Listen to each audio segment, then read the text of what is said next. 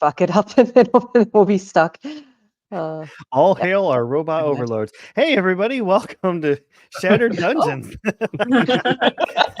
We're discussing creepy AI cameras that follow you around while you're doing things, and I decided to go live just for grins, like right in the middle of the conversation. Thought it'd be funny, and I was right. Welcome everybody. Session 0 of our newly rebranded show, Shattered Dungeons presents Naturally Shattered. I am joined with the cast that all of our other past videos are up on YouTube right now, because we were not live at that point, but we are this season. We are rolling into it, kind of a merger with the other Shattered Dungeons group. Both both shows are playing Shattered Dawn, which is an indie RPG, D100 based with no classes. Everybody kind of picks their own skills, and they call them advancements in the system, and everybody kind of picks their character how they want. There's no limit. Just go for it. But anyway, I'm joined with the players of the first season. They have one new character joining the cast. And so, what I would like to do for just a brief minute is have everybody go around and kind of introduce yourself and your character from last season. And then, in the case of Brett, he's going to introduce his new character altogether. So, let's bounce around and let's do this alphabetically, I suppose. So we're going to start with Celeste, who is played by Juniper. On the spot. Here we go. On the spot. I was hoping you would go alphabetically by person name, not by character name. So, oh well, that's all right. Hi, I'm Juniper. A lot of places on the internet, I am Linen and Spice. I am playing Celeste V. Syrian, who is a Nor Ethel. She is a very uh, pale, I guess, elf-looking character with pointy ears. She has a short blonde bob. She also has an invisible disability. Her hands don't quite work properly. That kind of varies with the day, as to like it's kind of a fluctuating disability. And she is primarily a magic user. She was selected to go to the Reaping because her family found that, or decided that she was worthless because of her disability, that she didn't kind of fit the mold, which is why she ended up thrown together in this ragtag group here. Yeah, so that's Celeste. Elsewhere on the internet, you can find me playing the Moonstone Matriarchy on Saturdays on D&D's Twitch channel, which is a lot of fun. It's an all-female group playing D&D 5e. Yeah, that's me and Celeste. Awesome. And Celeste is our resident magic user. I would say, to put it into tabletop terms, akin to other games, be like a cross between a sorcerer and a wizard, I would say. Yeah, good So, description. somewhere in between. Mm. Celeste has recently discovered that there's a bit more to magic than was led on in the very beginning, in that she was able to channel a completely new spell that she had never previously learned, and also Mhm. that spells can be put into scrolls. Yeah, she's Just learning a lot. mind blown. Well, thank you very much for joining us for the second season. I look forward to seeing how Celeste evolves and grows and what kind of crazy spell she comes up with. Yeah. Thanks, Ray. That will be really interesting. I am in. Oh, and next on our amazing cast roster, we have Dahlia, who's played by Tofu. Hi, let's crack a lackin'. I am Tofu. I don't really do social media much, and yet I'm quite infamous or famous. I don't know what's the difference between infamous and famous. But that reminds me. I have to apologize ahead of time to all of my teammates here because I am Queen of Chaos And I've kind of been known to create a little bit of chaos in the original Shattered Dawn sessions. And so now that we'll be going live, I'm pretty sure that there's going to be several people who are going to want some revenge on me. So revenge on Dahlia is also going to affect you guys. Sorry. Um, but I'm pretty I'm pretty sure Dahlia is gonna be able to pull through because I wanted Dahlia to be able to be quite resourceful with what she finds around her environment, with the people that she meets up with, learning what their strengths are so that she could use it to the best advantage of that, including herself. As also, Dahlia has a few weaknesses, but she tries to just kind of like plow through those weaknesses if as though they don't exist, which ends up causing some more chaos around her.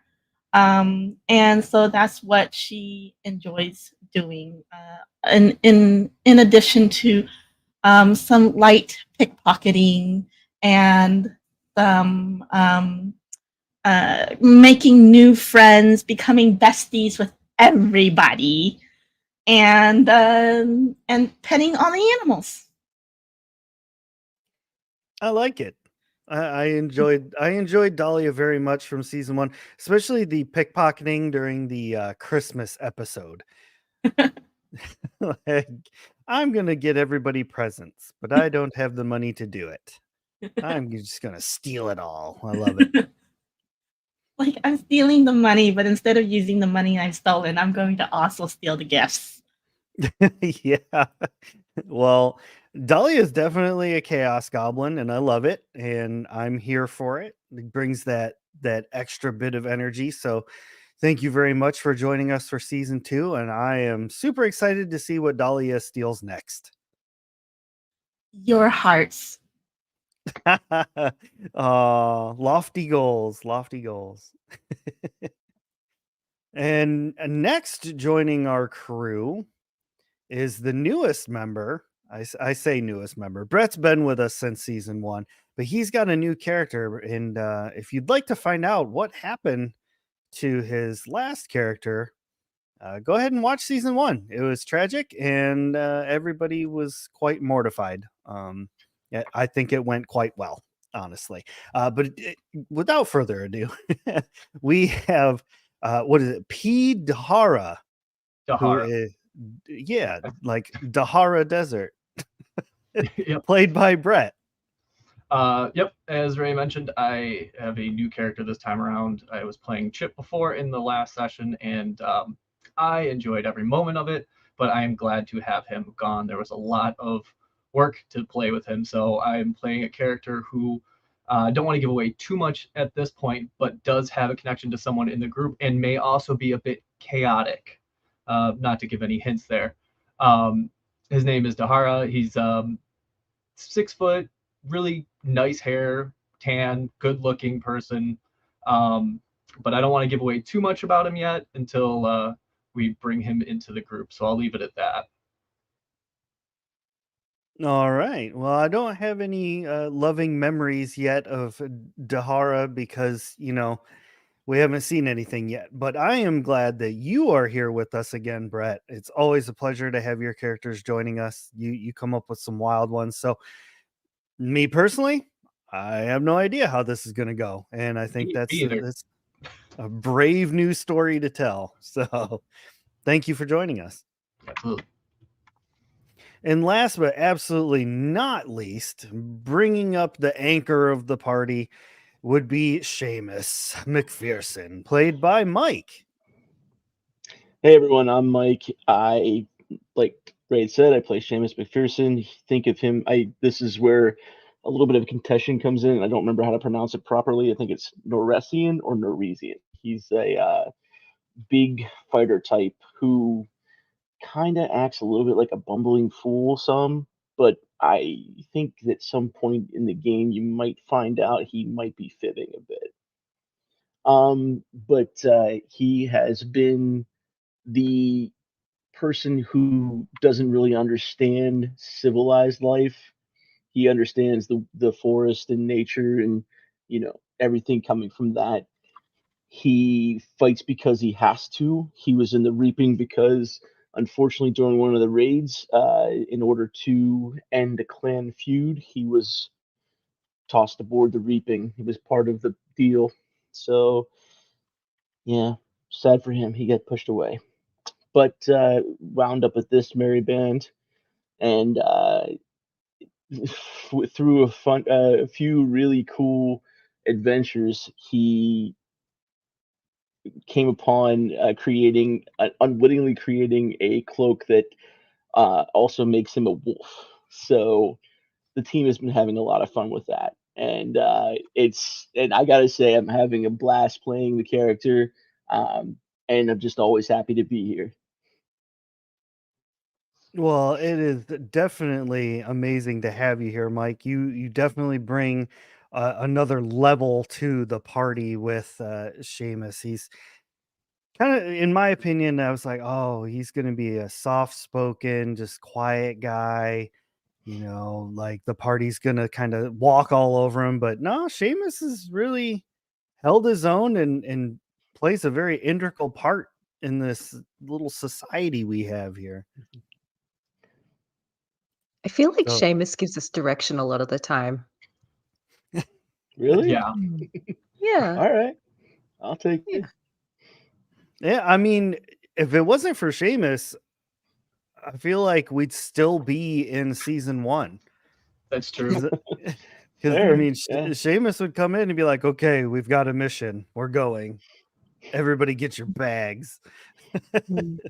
He Just let grudgingly me eat takes this. the semi-leadership role that is thrust upon him. Let me just drink this hot nog and some crab raccoon." This guy does not care what's put in front of him. He is happy to have whatever. I love it. The hot nog was definitely at the top of his culinary preferences now. I mean, it sounds well enough. I mean, I don't like regular eggnog, so I probably wouldn't like hot nog, but chaos kind of runs in all of our bones. I mean, the fact that hot nog was stirred with a hot dog, I mean, that kind of we're all a little chaotic, I think. Celeste likes the hot nog up until she found out that fact, and at that point, she really just tried to pretend she didn't know that fact. After that was brought up, all I could think of was like the New York hot dog carts with the water in there, and that's literally what they're just giving you is the hot dog water from the thing, and Oh they're calling it Oh, hot nog. gross. That's all I could Oh. think of when it was told to us about the hot dog stir. That's the only thing that came to my head. Well, thanks Dahlia for taking it recommends there. Dahlia recommends putting in the extra coin where you'll get a hot dog with the in the middle kind of carved out, so you could use the hot dog as a straw. It's a It straw. gives it a much better hot nog Amazing. flavor. I honestly thought you were gonna say she puts a little shot of lemon in it, a little squeeze of lemon with it. Oh I no. don't know, like makes it just a little bit better. Yeah, all of that curdling goodness. Yeah. Yeah. It's a hot nog cottage cheese.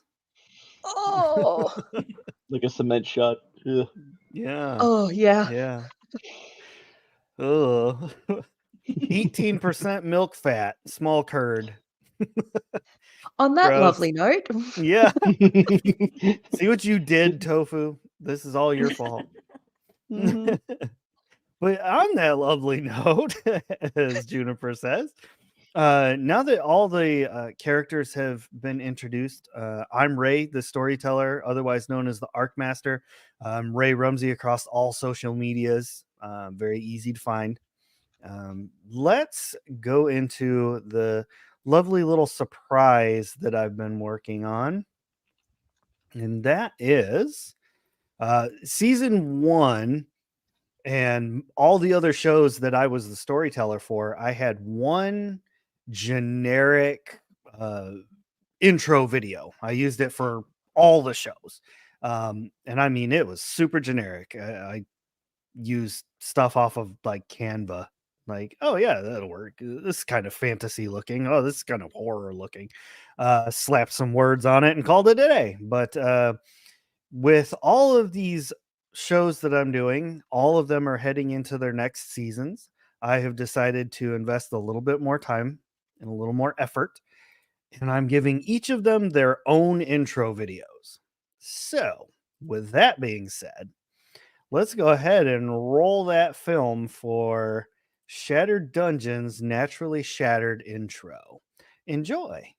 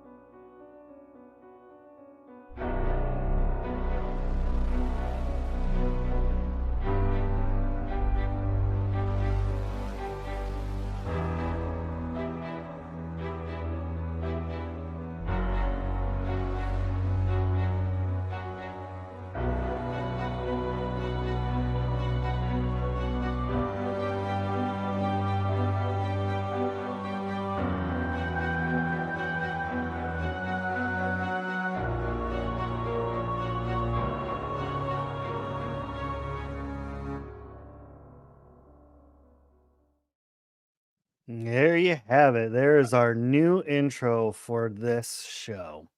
That's I really love cool. it.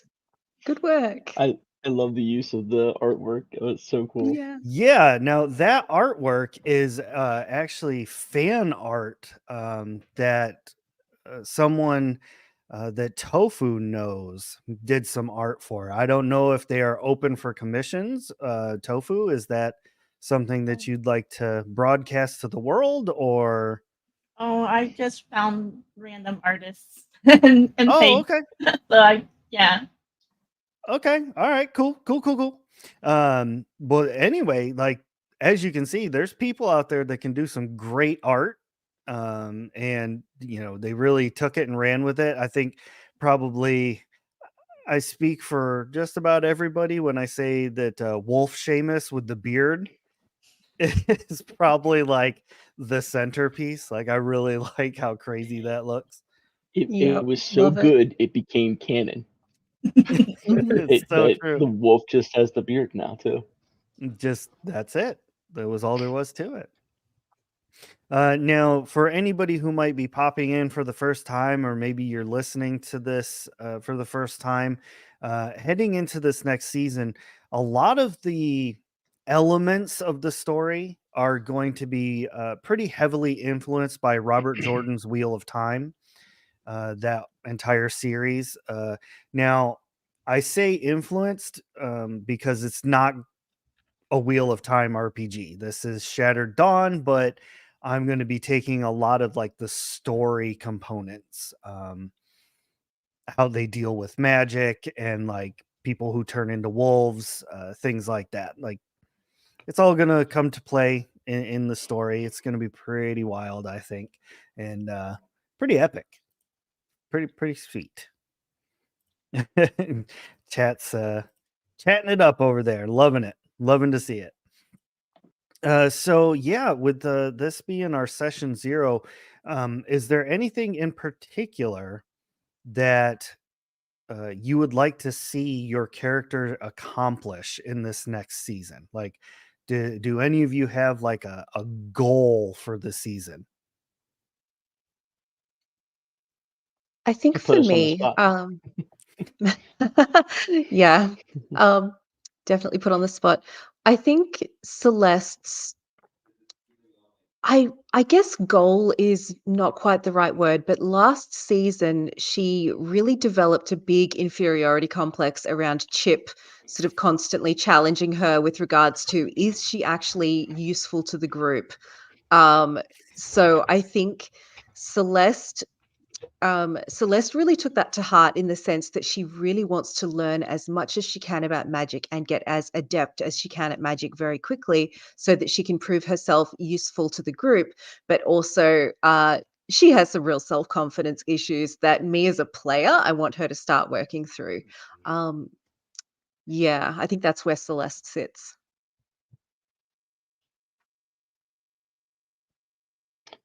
I mean, Seamus, I mean, he did kind of grow fond of Chip, and the thing that happened, and I think he's over this next season going to probably be more cautious around friendships and stuff because losing somebody is not his favorite thing, and obviously nobody's favorite thing in the world, but because he got so close and like it's almost like he turned on the group. Chip, by the way, turned on the group, but so it may be slightly more cautious, slightly more um, clandestinely inquisitive about the rest of the group with their, I guess, what their end game might be with this whole thing, being that we had somebody who was destined to open forth a lot of craziness that we now have to deal with. So probably that, and maybe you start seeing a little bit more of the real Seamus. And I'll leave it at that.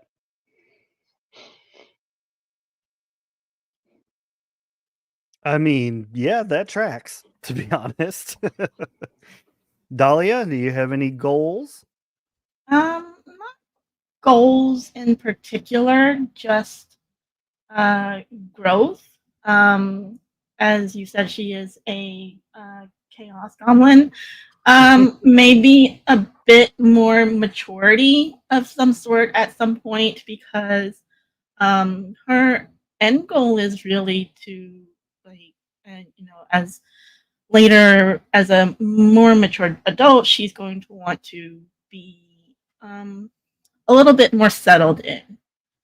And so right now she hasn't really found her like her home, especially considering that we've just survived or escaped a reaping, and so uh, this whole wanting to become friends with everybody, she's just wanting to um, uh, overcompensate in a way. And so, yeah, I just want to use this as a way to find um, points in the story where she shows a little bit more maturity and less chaos. Okay, all right. I like that. I like it. It's definitely character growth for sure. I'm not sure that you as a player are going to be able to sustain that for long. Wow, I Ray. I s- Wow. I speak as a fellow chaos connoisseur. I try to have my characters have growth, and I inevitably revert back to my old ways. I can't help it. It's just In all of the characters I've ever seen Ray play, I get that very much, which is why Ray and I get along so well. Nice. that's why I'm better suited to tell the story. You don't want me in your story. Things will go badly. I will set I everything on disagree fire. wholeheartedly, man. Sorry. I disagree wholeheartedly because the first interaction between the two of us was that game that Sadie had put together, and your goblin character just I couldn't even try to play my character because every time you would do something, it would make me laugh. Obviously, as people have seen in the last season with this, but like it would just keep making me laugh, and I'd break every time, and I wouldn't be able to do the character voice properly or anything.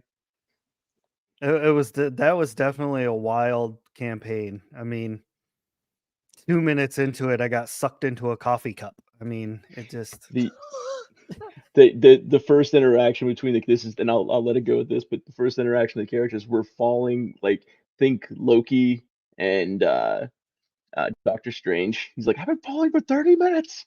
Like we were just falling in a giant abyss for nothing, and then we just kind of like level out, and Ed, nobody was saying anything for a second. Then Ray just kind of looks over and goes, "So you guys, is it first time?" And that I just lost it. I couldn't even keep it together. I'm like, all right, cool. So this is the kind of game it's going to be, right on. Yep. We also learned that you can't steal mimic babies. That's Oh, I really wanted to keep it. The DM Yeah. was against that. Good can see times. Good why. times. But yeah, I mean, lots of fun with that. And I mean, I've played games with Brett as well where we were supposed to be stoic dwarf heroes, and I played an idiot in that one too. I think Brett was the most serious of that group. He was like a wizarding dwarf, if I Yeah. recall correctly. I'm trying to remember myself. I feel like it's been a while, but I don't think it's been that long. Feels like forever. Yeah. But yeah, it was like a oops all dwarves campaign, and then we were trying to take back our ancestral home.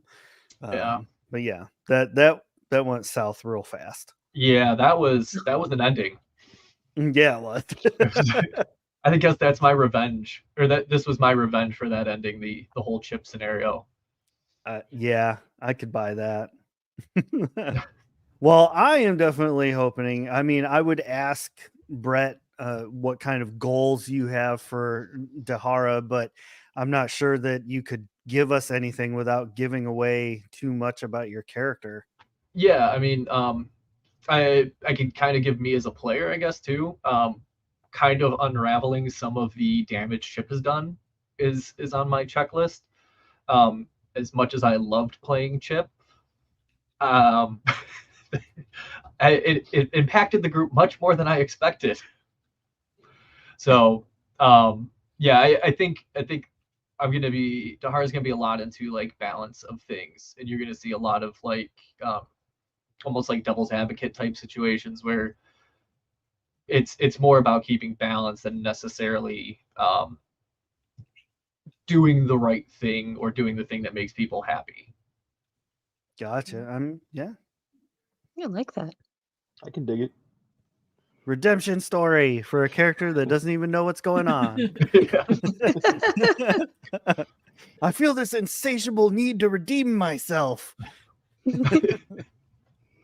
Love it. I'm serious That's about awesome. Seamus getting the tattoo, by the way, of Chip on his back. I'm not even playing around. Like At some just a point during big the old during the season, I'm gonna make that happen. I'm gonna manifest it into reality. I like Nice. that. I think that'd be nice. Just a little picture of Chip on your shoulder. Maybe that's even better. I like that. Little That's Something dagger, for session 0 and little already dagger and like a doing little puns. cloud, like where it poofs away. Yeah. There's got to be a way to imbue it with some sort of magic, so you just turn into like a creepy little child. I miss my friend. Yeah. You're just standing in front of a mirror back and forth, having conversations. Into Celeste making walks in, flips the fuck out, and runs. Like Seamus all the rest Penguins of of the group Madagascar. drinks a Yeah. potion that makes them look like Chip, and that's when Celeste comes in, and there's just like Chip everywhere. We just go, I you can't didn't escape see him." anything. Wait for Seamus to show Celeste the tattoo. Oh. Yeah, I can imagine her reaction. Oh, that's really nice. I love that. But Seamus even like during the Christmas thing, he could see that Celeste was very hard on herself, so that's why he carved her the wolf to Yeah, remind which is her that really she sweet. is something stronger than she believes herself to be. To give Chip some credit, he saw it too, but just went the opposite direction. He's like, I'm gonna mess with this lady. Yeah. I got it. Yeah. Yeah. It's like, I can see this foundation has cracks in it. Where's my sledgehammer? Also, Seamus created widowed a cat for Chip, and then he jumped into the freaking thing so that he just like crapped all over his present for you. Yeah. He jumped into that Put with it through the cat-like literal wood agility. chipper. Oh, God. Seamus should definitely have a kind of tattoo where it's like it's Chip's face, and then it's On a cat body. magically enhanced so that it's constantly blinking the way Chip always did. Oh, He never blinked. Or no, Oh, yeah, he never it was, blinked? it was the other way. You're right. Yeah. I Chip's don't even know my face own on a character. cat body blinking constantly. Oh Yeah. god. and its eyes follow you Yeah, they go back and forth. like an I AI can't think of a way of camera. making that more disturbing. That's yeah. We'll find ways. There we go. We've come around full circle. We're back to where we started with the AI camera. I don't know what you're talking about. Oh, Chip's there with you? Oh shit. Oh, goodness. Well, we still have quite a bit of time slotted. So I think I'm going to do something else real quick. Just to kind of set us up for session 1, if that is okay with the rest of you. It doesn't really require too much, except using your mind theater, getting prepared with the mind images, which I've recently come to find out not everybody has those. That blows my mind. I'm on the borderline. I cannot possibly fathom not seeing something that's weird. I mean, No inner it's dialogue, abstract no inner image. to my brain. Yeah. Chip for sure did not have a mind theater. I believe that. And if he did, I would be very terrified of it. Oh yeah. Like even like Armand from Interview with a Vampire would be like, "Whoa, Chip, you need to calm that down." Nice. Yeah. You need to bring that in.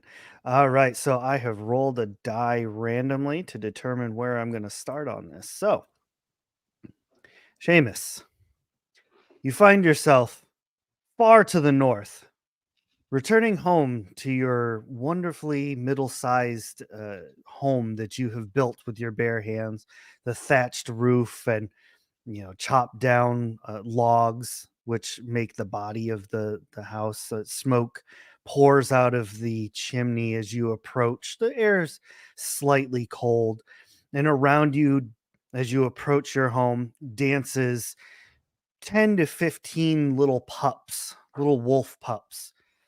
Larger wolves kind of follow behind you as you head on home with the giant stag over your shoulders. And as you approach, a woman comes out of the house, and you've returned with meat. Excellent. That should last us most of the winter. Yes, we will have to prepare this and salt this soon. You go relax. I shall salt it. I will get it prepared. You're the best. Thank you. Come, little ones. All the little pups are following, yipping, and you know how dogs play. They're learning how to hunt. They're biting at each other's legs and things, not aggressively. They're just practicing. And they follow you inside. And in your home, very cozy. There's a fire going on the hearth, and your chair is all fluffed up and covered with wolf fur. Like not skinned wolf, but like, sheddings.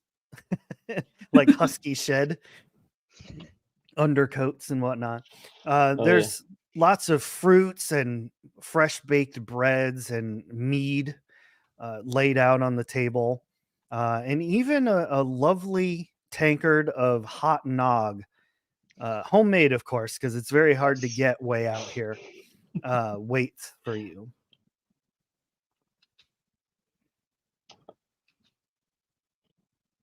The dogs immediately just scatter all over the house, like knocking things over and going insane. Yeah. sipping the hot nog, just kicking back and enjoying the moment. Thinking about Dahlia while he's sipping the hot nog, and all while he's contemplating things and just enjoying the moment. Every now and again, that flash of image of Chip diving into the machinery pops in.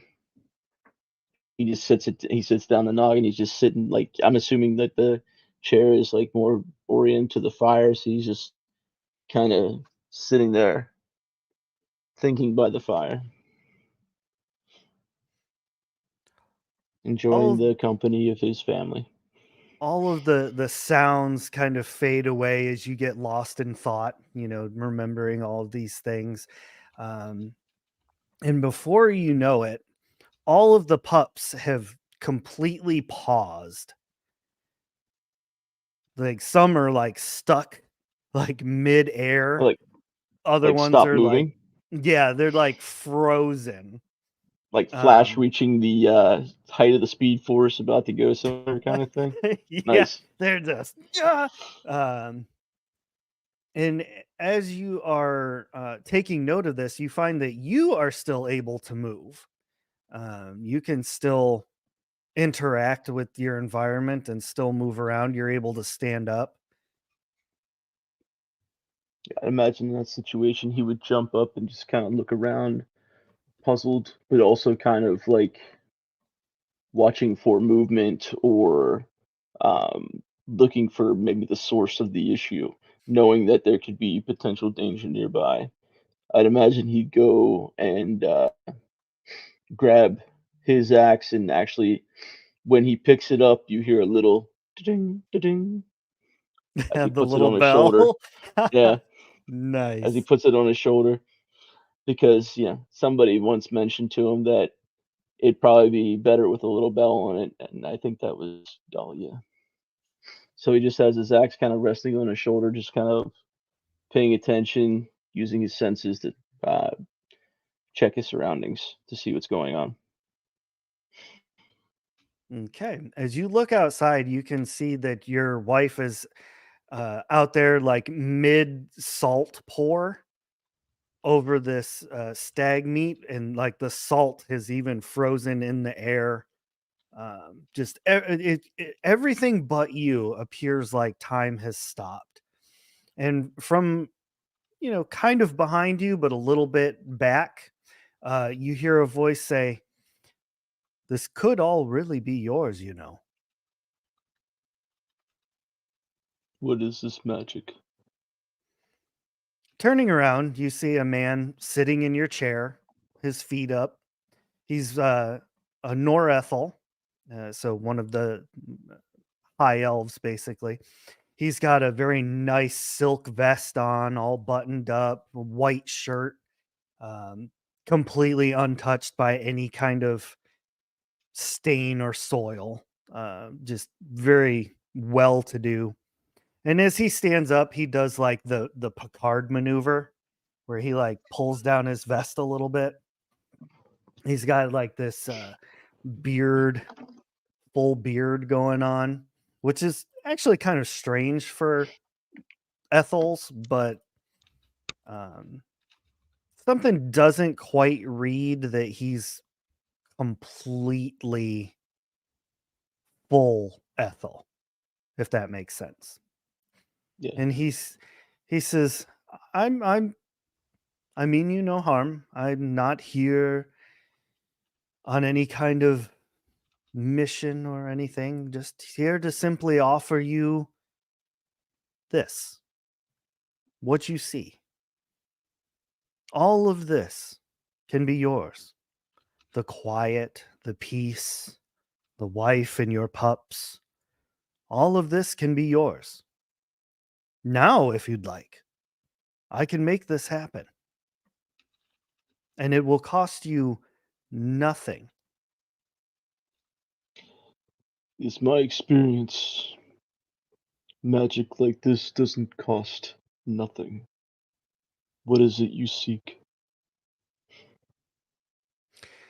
I am but a humble servant. I do not seek anything other than to spread the word of my master, who has sent Who me is?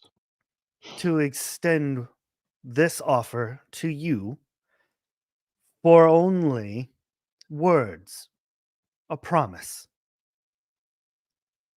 All he asks is that you stay here and enjoy your life. Relax. Take in everything. Enjoy what you have earned. And he will leave you to your own devices.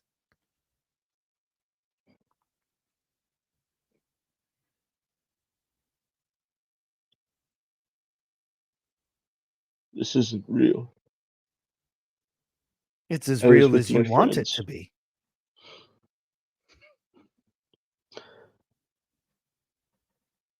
I don't believe I will be making any promises today. The last time somebody told us about promise, we were the ones who promised.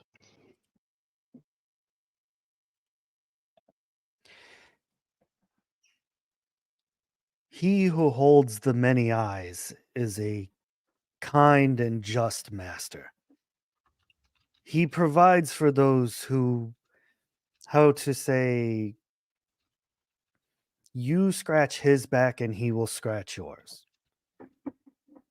Admittedly, what you see before you right now is just an illusion. But I can promise you that should you accept these terms, this will be very real.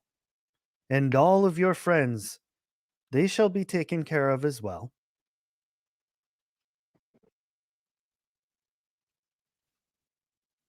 We've seen the many eyes. It took my friend. I will not be promising anything to your master today, or ever. But it seems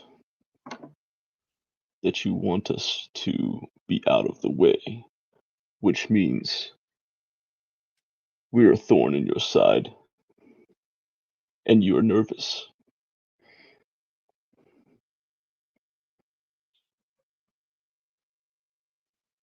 Yeah, I can see that you are far more clever than those of my station who seem to think otherwise of you.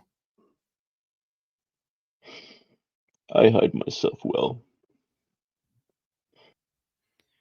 I make no shame in telling you that I have higher hopes for you.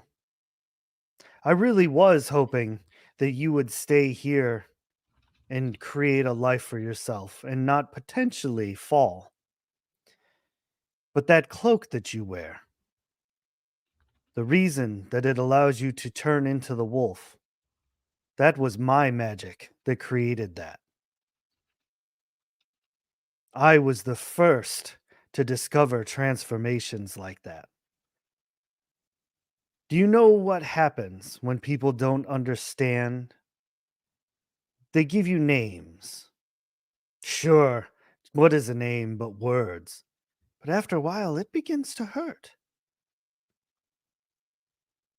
Once I was the proud Norethel known as Nathaniel.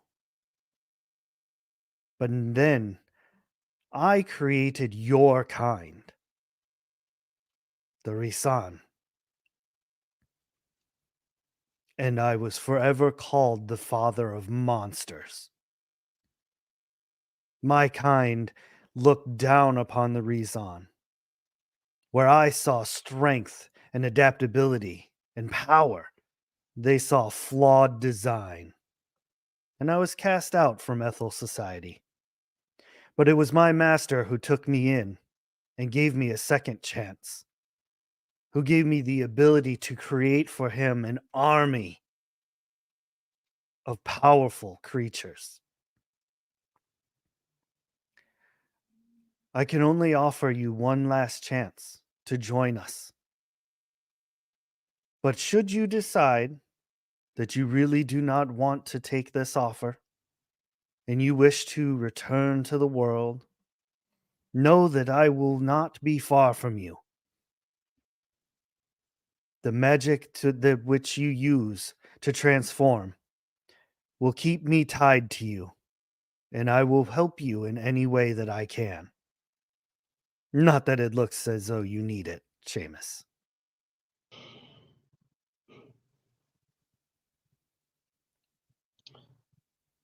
I commend you for being different than your kin.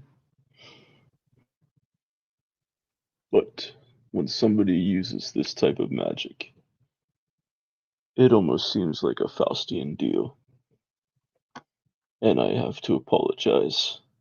I won't be accepting this day. Good luck to you, Lord of Wolves. I shall see you again here in the dreaming. Good And he luck in the kind war of to come. fades away into like a wispy nothing.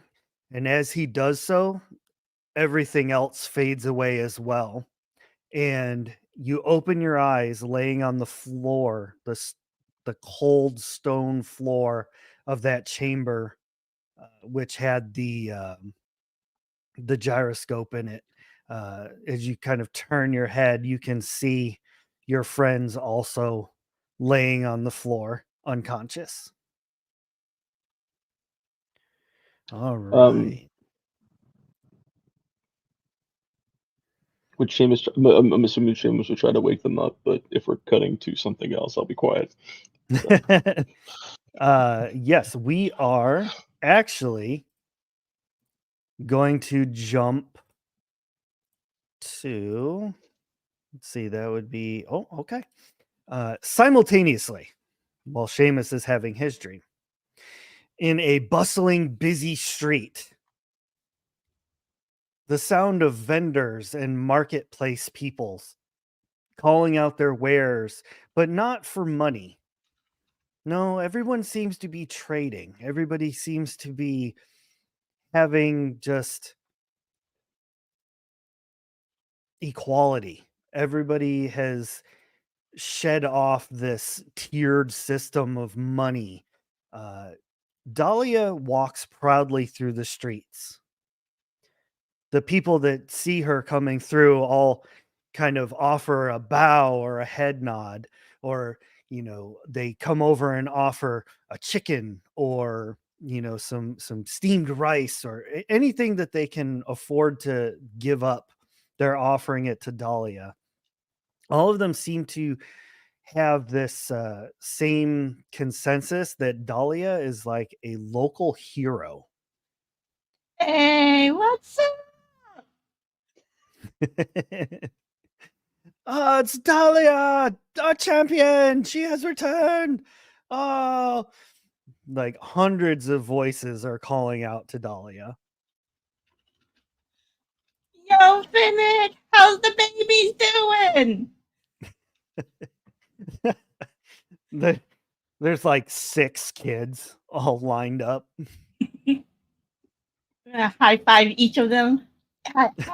Yeah, yeah. Now, as you are heading through the town, giving high fives to all of your friends, you reach the center of town, which sits your home. It is a very large and beautiful home. The people of this area have actually helped you to build it for like free of charge, basically. You have people that all on their own, they come and they tend the yard and things like that. They just, they enjoy helping you. Everyone in this area seems to really love Dahlia. And of course, you know how you have your house laid out and everything. Yeah, going in, I'll be like, hey, Flora, Rose, hey, thanks so much. Thanks so much for the garden upkeep. Yes, anything for Dahlia. Yes, our champion.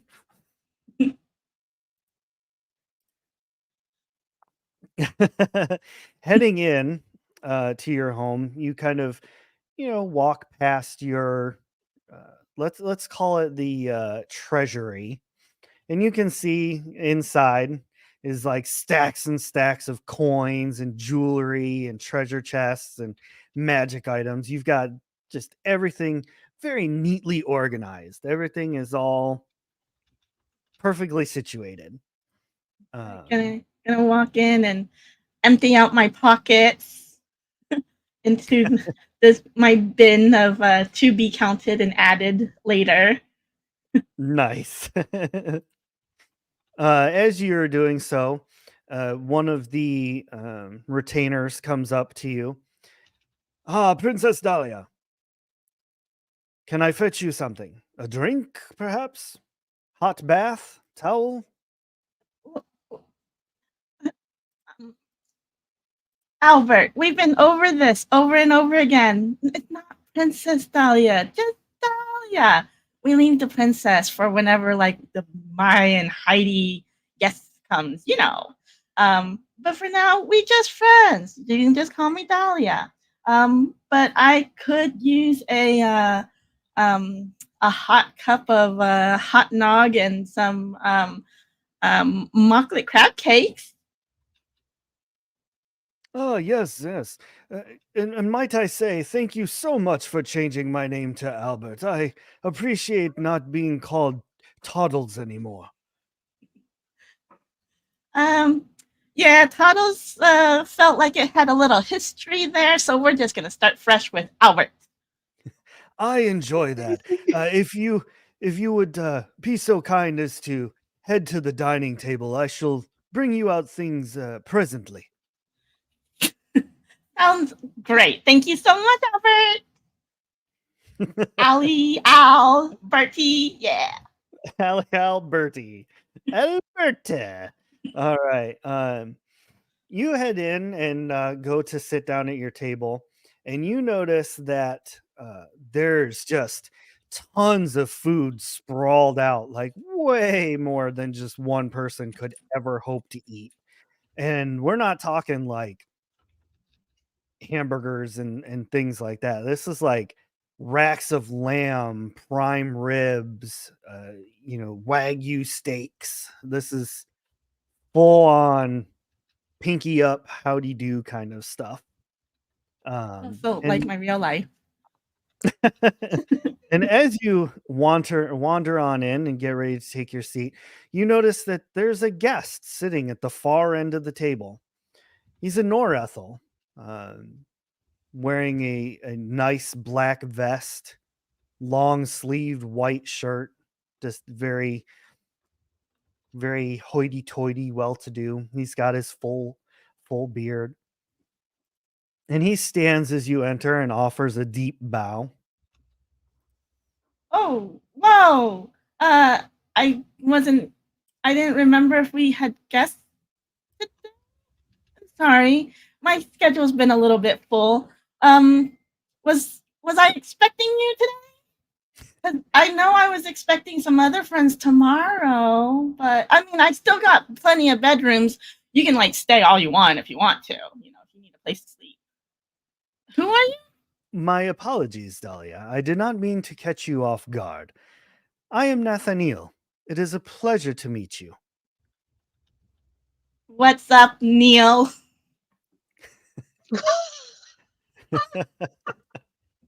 Straight and to the point. I like it. You are a procurer of items, and I have some items that I need procured. And I was wondering if perhaps you and I might be able to come to some arrangement. Okay. We could have a discussion with that, but I mean, I've been a little busy now helping out around this town, and everybody's been so nice to me. Maybe I could set you up to talk to one of my secretaries, and we could, draw up a contract.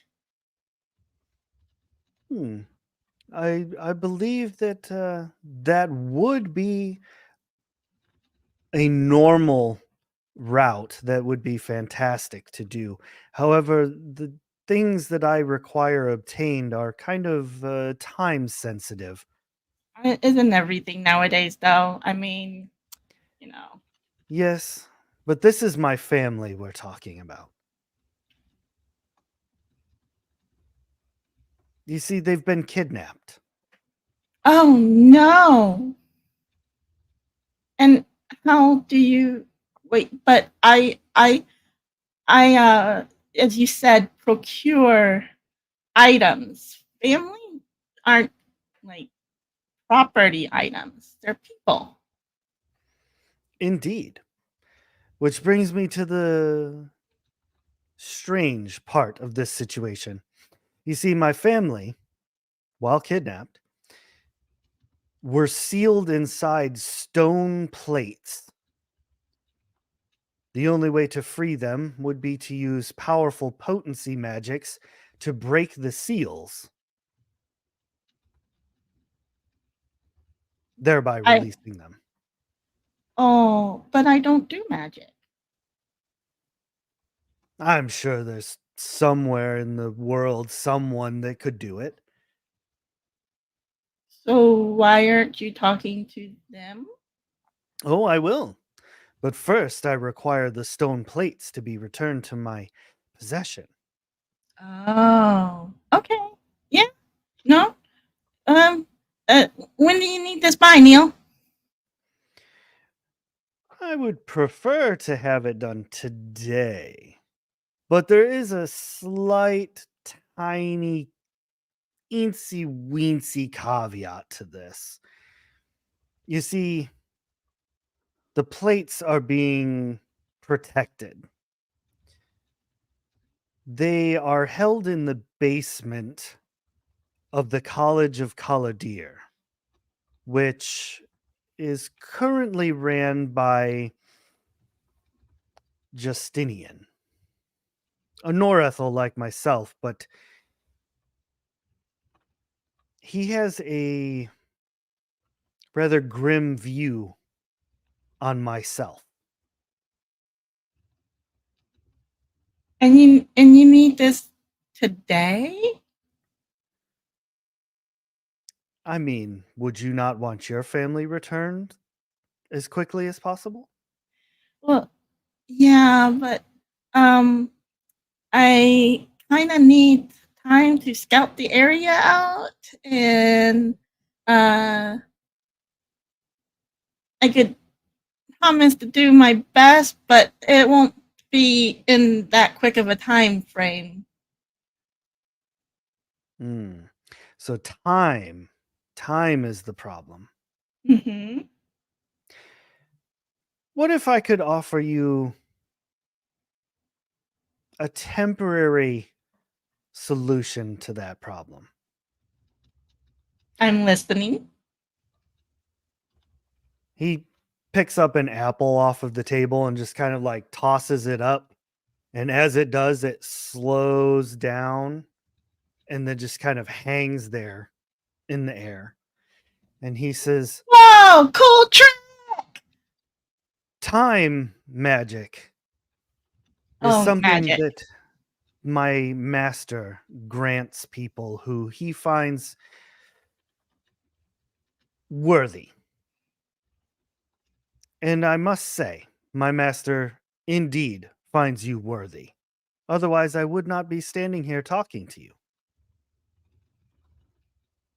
Dahlia kind of puffs out her chest and kind of shakes her jacket a little bit. Yeah, keep talking.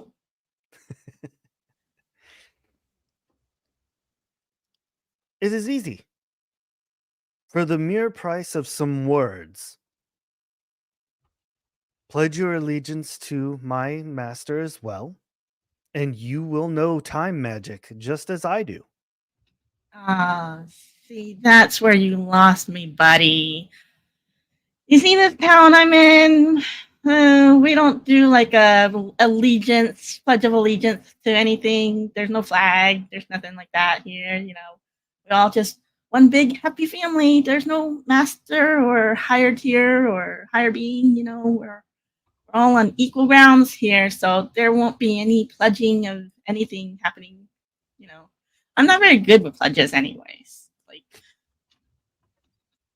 Yeah, don't do drugs thing. Never took that pledge.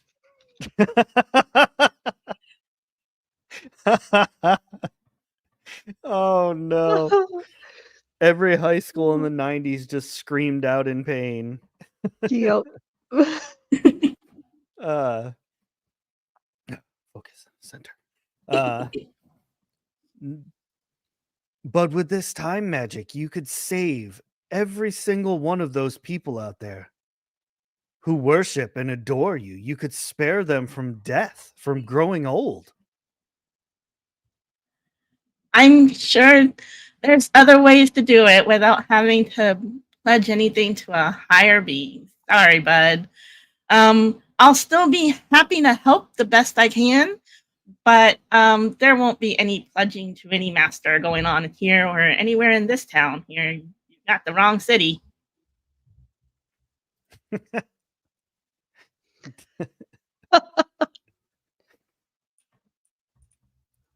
Tofu. Dahlia. Please. I ask you to see reason. This is the only chance that I can give you to offer you this power.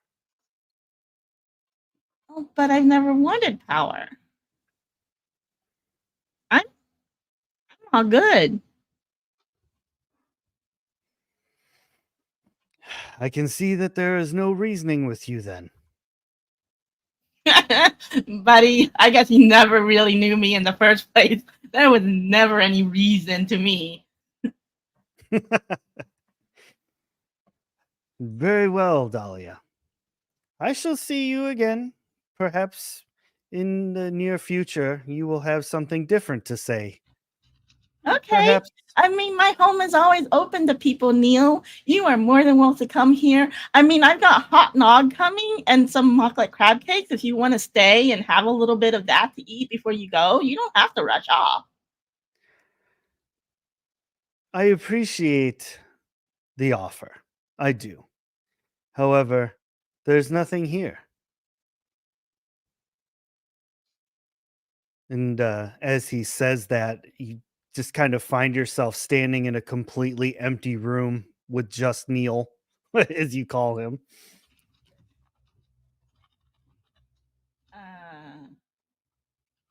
You see, Well, I don't remember time. doing this. Time is redecorating. not the only thing that my master controls. The inner workings of the world are changing. And if you do not choose the right side, I promise you will end up alone. And he vanishes in like a wisp of smoke. And you find yourself now standing in a completely white field of existence for what seems like an eternity. Like years go by. And you awaken on a stone floor, cold, disoriented. And as you turn your head, you can see Seamus likewise turning his head, looking over at you and Celeste.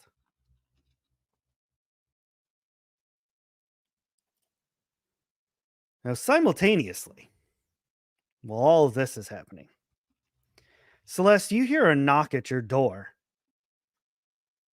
And as you look up from a thick book, like 5,000 page dusty tome, you kind of come back into where you are at this moment. You're sitting on a very large, lavish throne.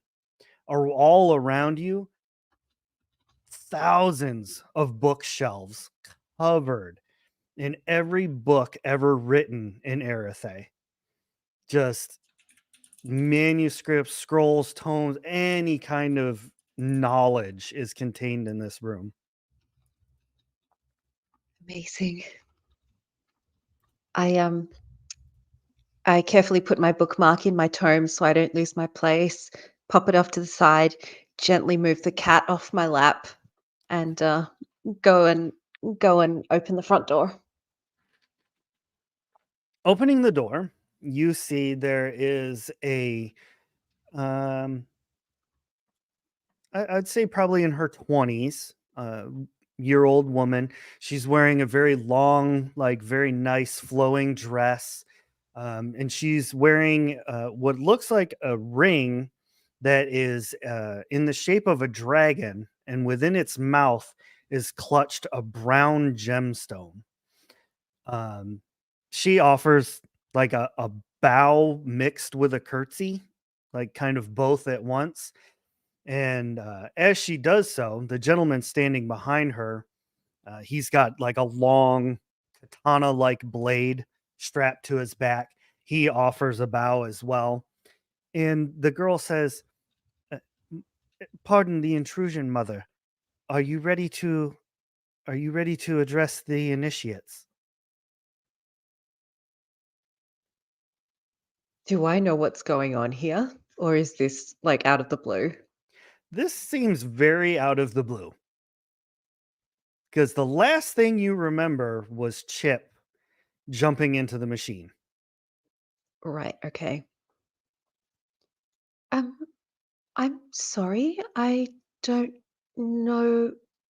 Maybe you have the wrong person. Um, uh, Initiates? Mother? What do you mean? Oh, uh, Mother Celeste, I'm sorry. Have you not had your tea this morning? Are you not awakened yet? I can return. I will tell Uh, the initiates to wait longer. um, yes, please. And then I look back at where I was sitting. Is there a cup of tea there? There's not, but there is like a pot with hot water already like heated up and ready to go. Okay. Yes, please. If you could return once I've had my tea, that would be lovely. Um, As you wish. They what they've is your only name, dear? they they've only been waiting a couple hours. It'll be fine. I'll tell them to go tend their chores. Uh, it, uh, oh, sure. Okay. Oh my goodness. Like Celeste is freaking the fuck out that she's let people wait for a couple of hours. Like that it's her fault. Just please give me a moment. As you wish, mother. Does she leave? Yes, she goes to tell the initiates. Okay. I shut the door behind her and like plaster myself against the door and just go, what the fuck?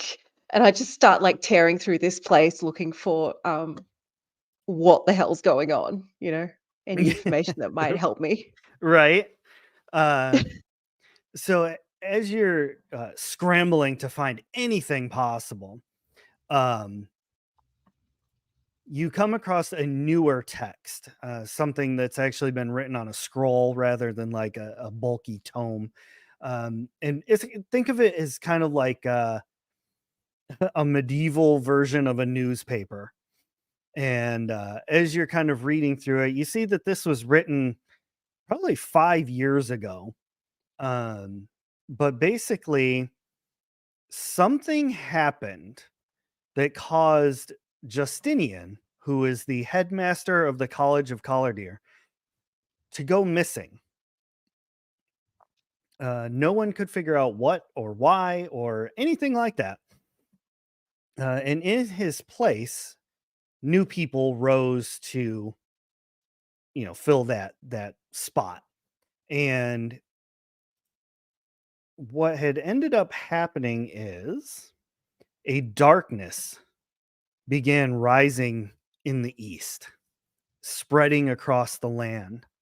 It anything that it touched, it transformed into terrible shadow monsters, basically. And the headmaster that took over, which I don't have a name presently, but I'll make sure to get one to you, um, basically said, we need to go confront this head on. We need to take the fight to the dark. And the headmistress who was in charge said, that's stupid. We need to defend and train. And so basically, the college was split into two factions. One faction who said, we need to go take the war to them. We need to be offensive. The other side said, no, defense. And then throughout that time, the headmistress became known as the seat of Collardier through some situations and promotions and rising through the ranks from initiate beyond. Celeste became appointed as the seat of Collardier, otherwise known as the Mother. All of the people under you all refer to each other as sister. They refer to you as mother. It is not uncommon for you to call them like my child or child, something to that nature. But it is also, to some degree, like obviously not to an initiate, but to like somebody who's higher in the ranks, for you to call them sister as well, as a sign of like, hey, I'm still one of you. All of this information kind of flowing back into you, you also realize that you have a signature spell now. Something that, this is just like, gee whiz, hey, if you get to this point in your life, it is a spell that you are able to choose from any spell in the book, even one that you create yourself if you want. And because it is your signature spell, it is more potent than someone who actually cast the same spell. Hmm. Okay. Um, okay, I absorbed this information. Does this information feel familiar to me, or am I learning this for the first time? Like, does it come into me like, oh yeah, that's right. Yes, that's exactly what's happening. Okay. Um, do I find any notes or like an appointment book or something that will tell me what I planned to speak to the initiates about this morning? So as you sip your tea and you're taking in all this information off of the scroll, and it's coming back to you, um, it kind of, oh yeah, today is initiate day. This is when all of the hopefuls that would like to join the college, they come in to be tested. And if they succeed, then they move up from initiate to the next step in their training. Um, Okay. and so it just happens that it's today. Okay. So this is kind of like a speech to begin the process of the testing today? Right, okay. Exactly. Gotcha. Exactly. Okay. All right. I take a few deep breaths, finish my cup of tea, and stand up and walk back towards the door with a little bit more surety in my step now. As you're walking towards the door, kind of you've you've gathered yourself, you've got your feathers, back down out of a ruffle. You actually see on the end of one of the tables that has like scrolls and such, um, there is a bit of mail that bears your family seal. It has not been opened yet. It's like somebody dropped it off and maybe you weren't there to see it. But you see it now at this point. I think my heart stops for just a moment. And then once I unfreeze, I pick up the letter, probably with slightly shaking hands. Um, and is there like a from address on it? Oh, it's definitely from your family. And Holy crap. like they made no attempt at like trying to hide their location or anything. Like it's Mm, almost written obscenely large so that you would know where they were. okay. I'm yeah, I'm gonna pause in my trip to the door because I think this mail is important, and carefully open it and pull out and read. Reading through the list or through the letter, the super short abbreviated version is our dearest Celeste. Congratulations on being appointed the seat of Collardeer. We always knew that you were destined for bigger things. You just needed a little push in the right direction. We want you to know that we've been thinking about you at great length. We only hope that perhaps one day you'll invite us for a visit to that fancy tower. We're sure the food and the money there is quite opulent.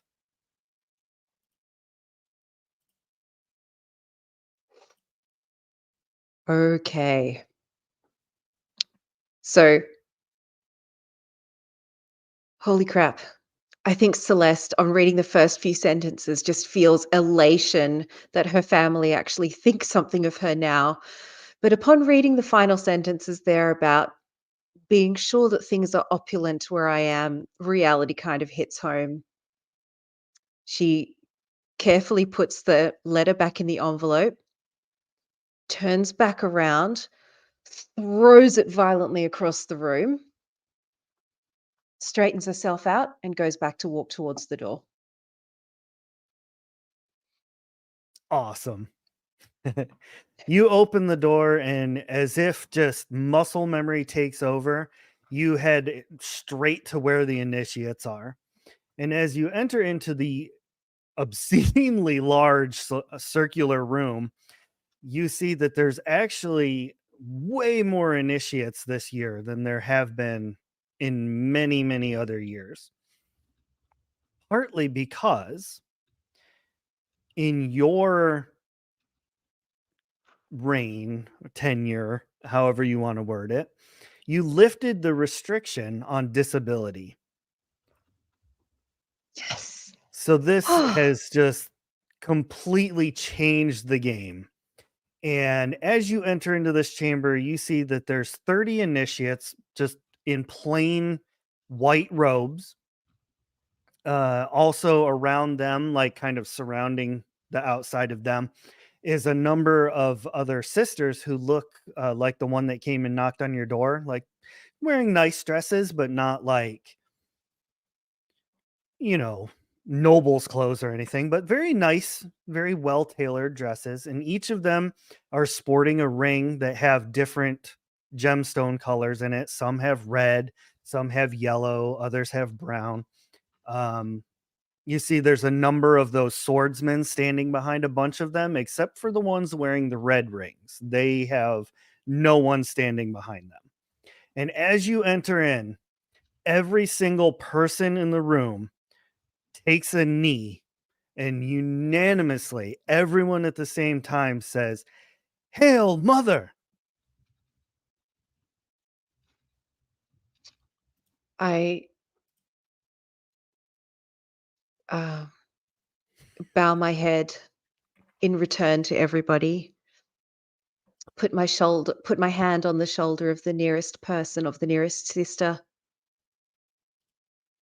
Rise, everyone. I respect you as much as you respect me. Please rise. They all stand. Is there like a podium or something like that? Yeah. As you Okay.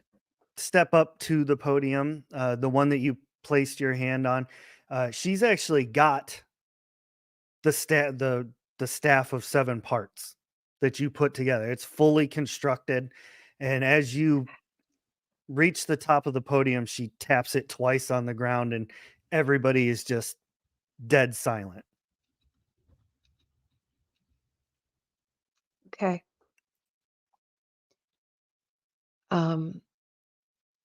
I'll walk up to the podium. You want me to do a speech? Because I can fully do a speech if you want. Like, how heavy are we taking this role play? That is completely up to you. All right. What was I'm that just like? along for the ride at this point. I was like, this Okay. all track. This is very Celeste. Yeah. All right. Okay. I step up to the podium, seeing 30 bright-eyed, bushy-tailed initiates before me. And I will say, welcome, initiates, to this day of testing. It is not that long ago that I was in your place.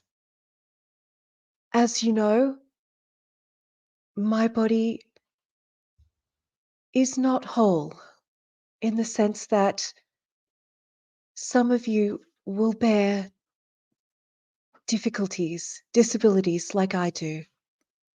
But every single one of you has the potential and deserves the chance to explore that. Today in your testing, you will have the chance to see whether the magic inside you can be molded and shaped, tapped into, and pursued to the point where you can use it for good. You all know of the shadow spreading across our land. We need people who are willing to step up, not only to bring the fight to them, but to defend those at home who are unable to stand up for themselves. Today, I believe in all of you.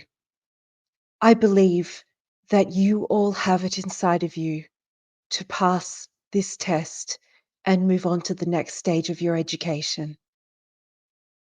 Believe in yourselves as I believe in you, and we will see each other again tomorrow with new colors, new badges, and a new day dawning ahead of us. And I will step backwards and gesture to the lady with the staff. You gesture towards the speaker, and that's the title of the one that holds the rod. Basically, they fill in for you when you're not there, when you're not at the tower. And as you do so, you take a beat to look around and notice that there's no applause, there's no clapping, or there's just everybody seems frozen for a moment. And you hear a single solitary hand clapping from beside you. And stepping forward, you see, I'm not going to describe it again, but you see Nathaniel. Well done, Mother Celeste. You have done quite the job rallying the troops.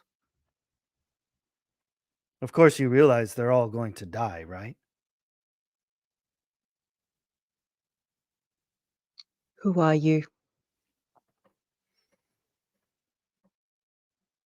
An old, old, old student of this tower. My name is Nathaniel. I grew from childhood with the former headmaster, Justinian. Before he and the other Norethels cast me out, much like you.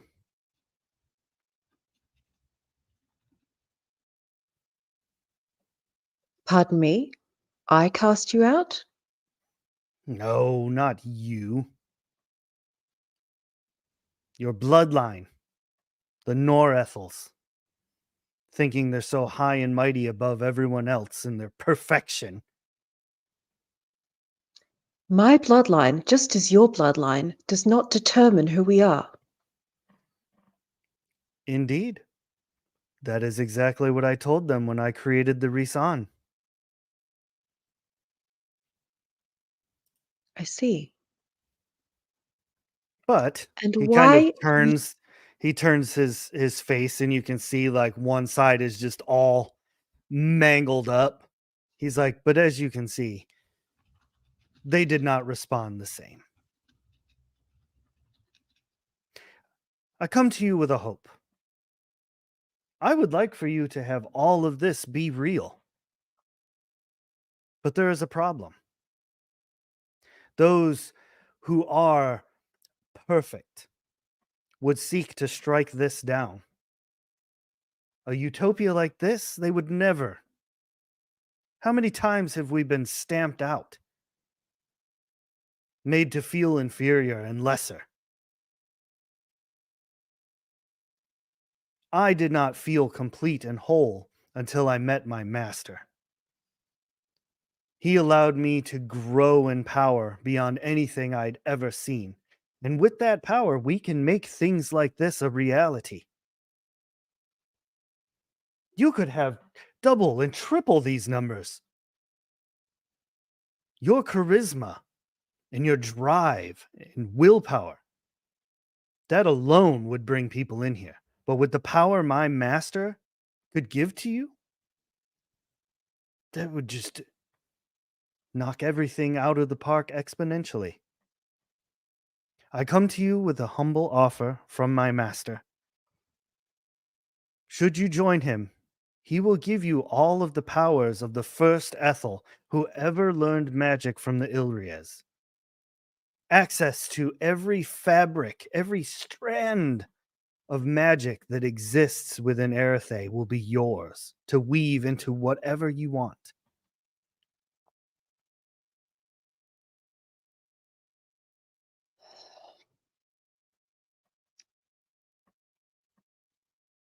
As you would know from the speech that you just saw me give, under false pretenses, might I add,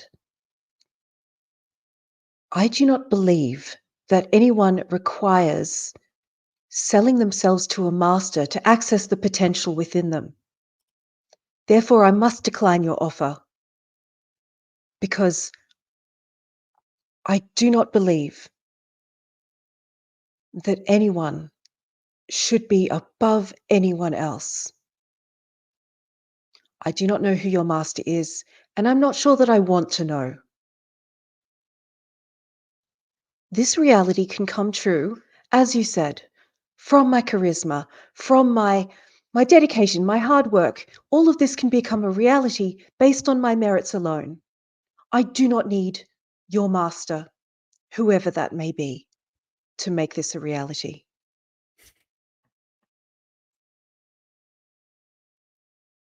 Very well. I understand. I apologize if you felt in any way deceived. But I promise you that all of this is very much real. I have simply paused time. If you would like, I can unpause time and I can simply leave. The only thing that could set this in stone and make this your reality is if you can channel here in the dreaming.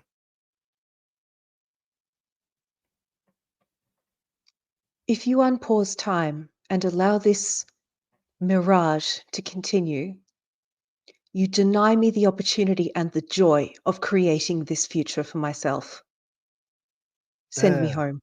I'm not clear. You can make this your own reality right now by channeling it into reality. You have that strength. I would have nothing to do with it. I will leave. I will simply step away. I just wanted to show you the future that, granted, you could possibly create all on your own through years of time and training and allowing things to unfold. You could also channel your potent magics to make it happen now. Why would you deny myself and all of these others the joy of the hard work and the self-confidence that comes from a job well done? I don't wish for things to happen immediately. I don't wish for things to be handed to me on a silver plate. I don't wish for immediate, instant gratification. That is not who I am. Send me back. As you wish, Celeste. As you wish. And everything fades away into smoke, much like everybody else has previously seen. And you also awaken on the floor of the chamber. This brings us to our final player, Dahara. You escaped long ago a situation that we can delve into at another time. And after that situation, you've just been kind of living on your own, peaceful. Nobody's really been messing with you in the forest. Um, in this particular area, near Hester, not quite in Hester, but near it, there is also a large city that once stood with mighty walls. Its name long forgotten, but now called the City of the Dead. This used to be the home of Nathaniel, the father of monsters, the creator of the Risan. It has long since been overrun with plants and ghosts and other just seemingly terrible creatures. But in recent days, the weather has been changing and things have grown dark. It's kind of unexplainable. It's not like the solar eclipse or clouds or anything. It's just everything seems gloomy. And one morning, as you were out fetching water, we'll say, just doing your daily chores, you see strands of potency, potency being the magic of Erethe, funneling its way towards the City of the Dead. And without warning, from an area near Hester, a blast of white and blue and purple and black energy shoots up out of the forest and comes down into Hester itself.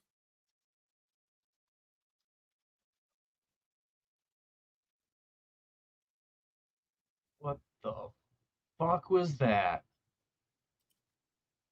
Starts kind of like looking around to see if there's anything else in any other directions.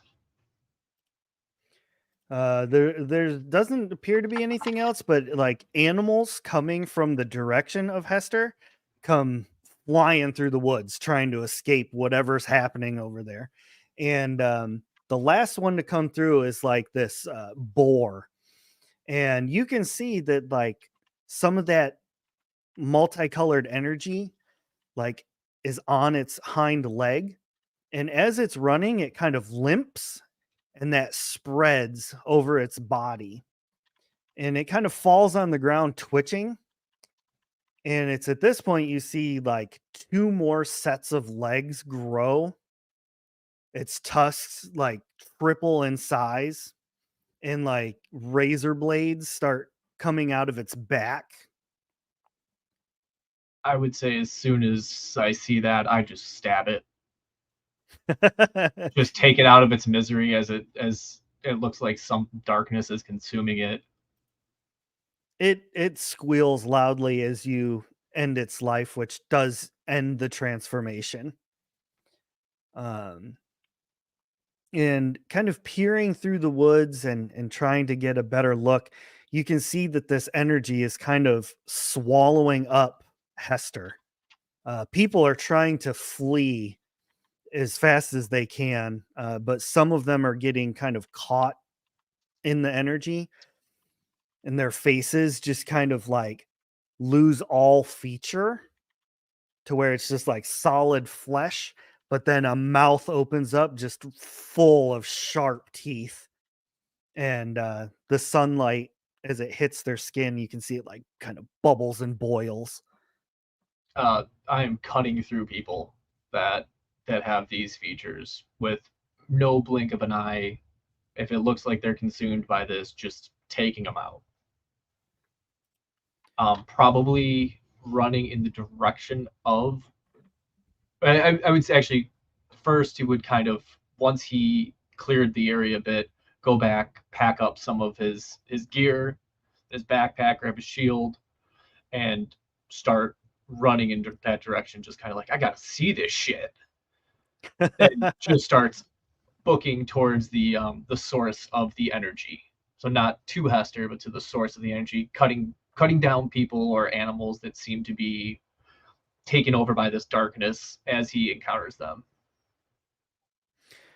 As you are doing so, and you're just, I mean, cleaving these things down, it seems like in their early formative stage, they're very easy to kill. Others that have been transformed for 5-10 minutes, they're fighting with the town guards, and they're just massacring these guards, which Run past. game mechanic wise, the town guards are like level 15. Yeah, even without knowing their strength, I don't think I'd be helping out the guards at all at this point. Just kind of booking past them. This is more like you are gauging the strength of the enemy as you're running through. When you get to the far side of Hester, though, you encounter kind of a strange sight. There is a large giant who is in a wheelchair attempting to like scoot through the grass and stuff, but his wheelchair just isn't working that good. And as he's doing so, he seems to be calling out somebody's names. At first, you don't really hear like over all the calamity. But as you get closer, you can hear him go, Seamus, Celeste, Dahlia. What did you say? You appear to be What names did unchanged. You say? My friends, I sent them on a quest north what of here. What were the names? Seamus, Celeste, and Dahlia. No, Dahlia. What did Dahlia look like? She was an Ethel, darker skin, red hair. Where did she go? What direction? I sent her north to a paladin's family home over there. Good luck to you. And Dahara will cast Valor on him, which will give him additional stamina and HP and potency as he begins to just book it. And as you're booking it, you realize that this is exactly where that initial energy blast came from. I wish I could display the private chat comments because some of these are just gold. Dahara gets up to the paladin's family tomb crypt, and you quickly find your way down into the basement. You know what the scene is down there. I feel like I've been there before. As you come down in, you see the three of them kind of laying on the floor in different areas, and they're all slowly coming to. Dahlia, and he will run up to Dahlia and start like looking over, inspecting to make sure she's okay. Dahara, that you? What happened to you? Are you okay? I don't know. I was alone for so long. It's fine. I'm here. It's gonna be okay. There's something going on to the people, to the animals. I can't believe it. I can't believe What's it's you. What are going you on? doing here? We came to go. I How did you don't get know here? what Why are you happened. here? We were sent on a quest. By this This isn't home. blacksmith, and You should be at home. I was reaped. I was reaped. All right, let's see you. Let's get you taken care of. All right, take a deep breath. My friends here. That's Celeste and that Seamus. They helped me. Are you okay? And there was Chip somewhere too. Chip, he fell. He's gone. Dahlia, I'm here. Chip. I've always been there for you. Okay, I'm here. Yeah. Okay. And I'll help Dahlia up and walk over to Celeste and Seamus. And are you okay? I'm okay. Where's Chip? I haul myself up and stagger towards the gyroscope, or what's left of it, and try and figure out what happened to Chip. There was a giant in a wheelchair who pointed me in this direction. I don't know what happened. I was sitting outside a while from Hester, and I saw this magic, and the people, the animals are being taken over by this darkness. I'm not. It seemed to come from here. I don't know what happened in this room, but I think this was the epicenter. Our friend Chip, there was a device here. Our friend Chip walked into the device and destroyed it, and all of these things started pouring out of it, and there were all these different colored eyes and a black cloud, and just this is where it happened. This is the epicenter. What's happening outside? I'm not. I've never seen anything like it. It's eating these people alive, this darkness, turning them into monsters. The guards are under attack. The town seems to be under attack. Nothing is safe. We might want to start moving away from this. We have to go. Yeah. And I think I would start ushering Dahlia out of the room and then out of the building in the direction opposite Hester. Okay. I'm just glad you're okay, Dahlia. I can't believe I'm seeing you. I know. We'll catch up later. We need to get out of here. We need to get you safe. Okay.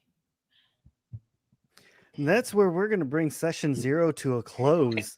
We will discuss in Discord. We'll discuss which direction you all would like to kind of head to kick off session 1. So I guess this is kind of like session 0.5. But wow, that was some pretty heavy drama there at the end. Bet y'all weren't expecting that. No drama from me. I don't do that. Not at all. I didn't get to do my finisher. I was gonna have Seamus pound the thing and do the big warrior yell. I was gonna because he watched his friend jump into the freaking thing and basically destroy himself to usher forth evil. Yeah. Oh dear. I guess we got to save the world. One more time. Oh, Well, thank you all very much for joining me tonight for session 0. Like, it was always a great time hanging out with you guys. You're like such a fantastic group. I really like the dynamic and everything that goes on with y'all. It's so much fun. Loving it. And of course, thank you to our chat who is keeping things fun. Dun, dun, dun. We will see you all next month for session 1, the official kickoff of Shattered Dungeons, Naturally Shattered. Thank you all very much, and we will see you all next time. Bye. Bye.